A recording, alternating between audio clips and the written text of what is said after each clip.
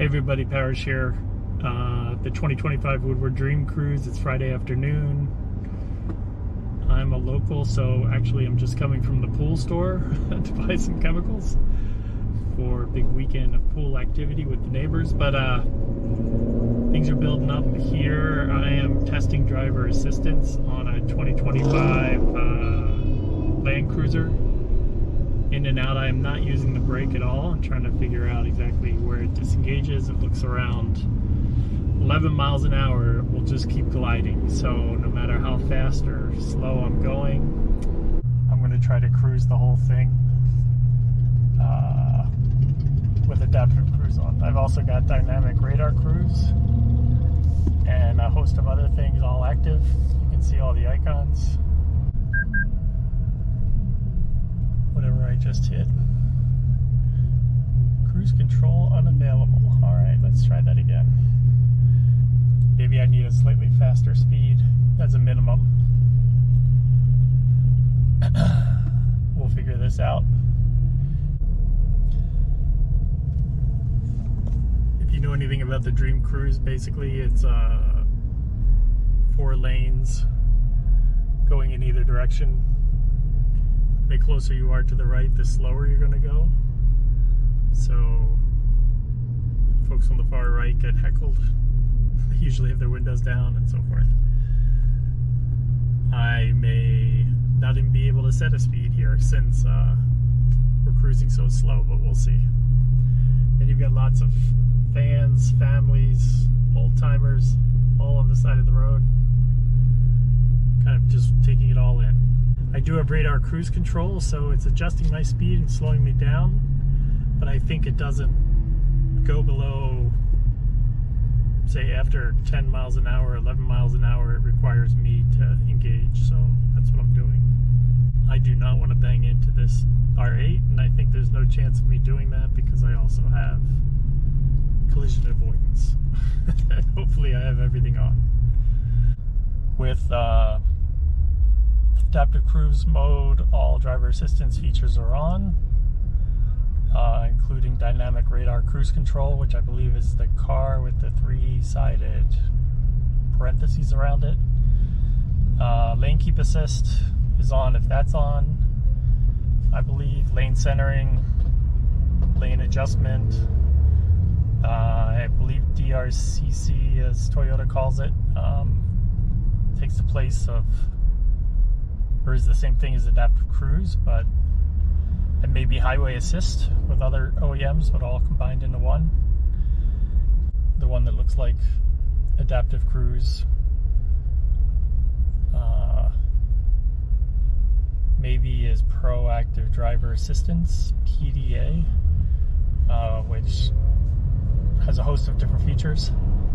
No brakes, coming to a slow down, 15, 14, 13, 12, 11, 10, will not take me to a stop.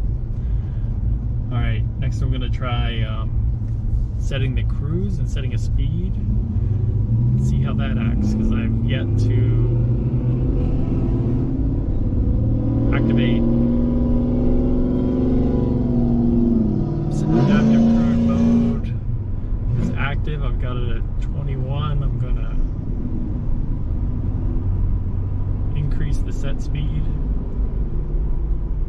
Interestingly, it went from 21 to 30 real quickly.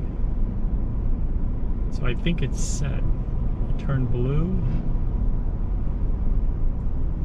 And it's picking up cars next to me, which I haven't seen before. I'm pulling into the lane. Slowing down, speeding up. Loving this AMG next to me. 29, slowing down. The GTs are a dime a dozen. I've seen about 3 of them here. Still cruising. I'm at the lowest distance from the car in front of me. Seems to be locked onto this Mustang. The Shelbys are a dime a dozen here too. Monster trucks. Woodward's kind of got it all today and tomorrow. I thought I'd talk about the tech a little. You know, you see occasional drones. You see lots of LEDs. You see LEDs in sync with different music. Last night I actually saw my first hologram being projected from a car, from a Jeep. It actually was like on the spare tire of the Jeep. There was an array of LEDs, and on the array it had multiple projections. It kind of formed a hologram. It was off the back instead of the top, which I'm guessing by the end of this weekend I'll see a hologram floating above a car. Still just cruising along, locked onto the car in front of me. This works really nicely. Toyota safety sense. I've got no feet on any pedals, so I'm just cruising. Keeping a safe distance. Let's see if the light turns red. Let's see if we come to a stop. Alright, we got yellow. We got 14, 13, 12, 11, 10, 9, 8, 7, 6, 4, 2, 1. And we're stopped. Alright, so auto start, auto stop assist with set speed. So, and I've got a prompt that says waiting. I haven't seen that before. This is really the first time I've used this system. And I decided to use it in the worst possible scenario, but actually the scenario of the coolest cars. In the busiest 2 days of Woodward Avenue here in Detroit. Ooh. Alright, it didn't start automatically. It said press resume to go. So once you stop, it doesn't start automatically. I hit the gas to get it going. And by hitting the gas, it auto-engaged again. That is different. This Cruise is probably the biggest showcase of muscle cars you're going to see anywhere in the country at one time, but it's also a heavy focus on exotics, art pieces. Optimally, if this entire system was sensing the context of where I'm driving and the density of traffic, I think I would prefer to drive a little slower, a little more cautiously. It might actually do that if I adjust the settings, but the nuances of all these settings drive me crazy, and I'm not gonna spend the time to compare and contrast. But there I was speeding up to catch the car in front of me when I saw a red light, so I had to physically hit the brake, which now turned off adaptive cruise. It said push resume or the accelerator pedal to re-engage, so I hit the accelerator pedal and it did re-engage. The unfortunate thing about that is you have to read a couple lines of text and you're trying to figure out what's going on, and the first couple times I did that, that was pretty problematic. Like, it wasn't too clear what was going on. So again, Toyota Safety Sense 3.0 with full driver assist and cruising, what I would call adaptive cruise, but with full stop assist and acceleration and everything else on the Woodward Dream Cruise. So with these systems, I've had this car for 4,000 miles, as you can tell. Not even 2 months.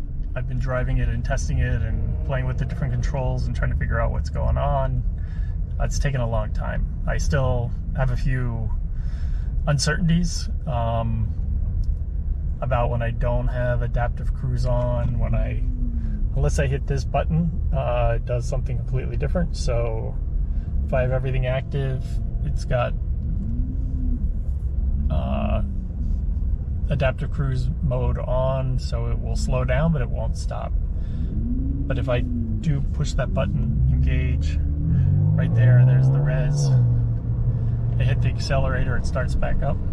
The only beef I have with this system is maybe the speed to which it accelerates.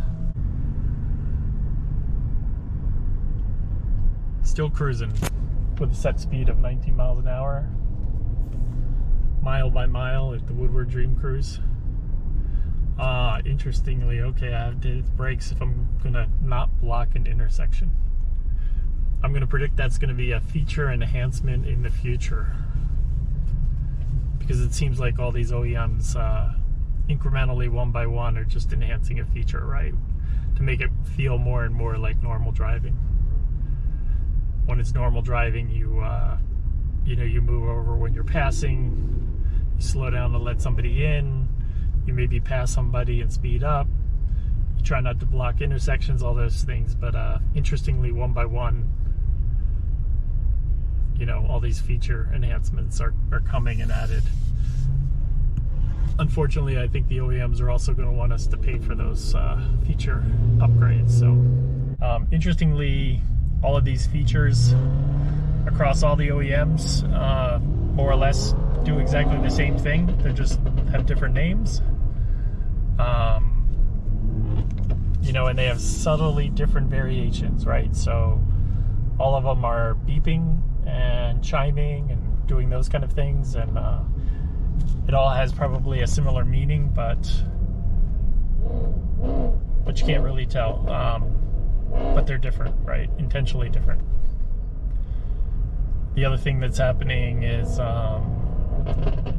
you know, they're actuated at certain speeds, they're deactivated at certain speeds, they're active at certain speeds, they can only be turned on at certain speeds, you have to maintain a certain speed, and so on and so forth. And unfortunately, across all the different OEMs, those speed amounts all vary, right? So sometimes you have to be driving 20 miles an hour to activate a feature. Sometimes you have to be driving 30 miles an hour, sometimes 37 miles an hour, and so on and so forth. And in a venue like this, we are definitely not going to be using Blue Cruise or Super Cruise, or hands-off features, or level 2.5 if you're keeping score.